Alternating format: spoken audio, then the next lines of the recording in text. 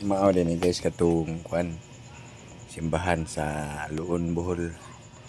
Katong nahugmo sa paglinog. Pero dili na ning ang kwan na ni guys kay bag-o na ni siya. Katong sa una mga bato to. Karon modern na ni pero nakuha gyapon ang porma hasta sa sulod. Walay kausaban gyud nakuha gyud siya tanan. Ang kuan lang ani kay modern na ni siya, dili na ni bato nga gipang pile. Like sa una nga mga bato ra to gipang pile sa mga kuan, mga Kastila. Kani kay mga Pilipino naman ang buhat ani. Pero nakuha gyapon nila ang design. Way na usab. Mao ra gihapon na siya klo sa unang pormaha o hasta sa sulod o. Mao na siya o hasta dito sa kuan halukanan sa likod.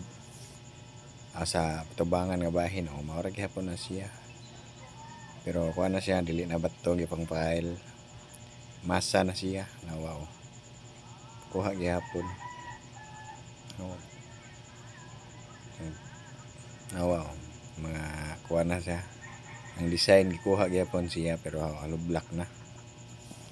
Sa una mga bato to. Wow.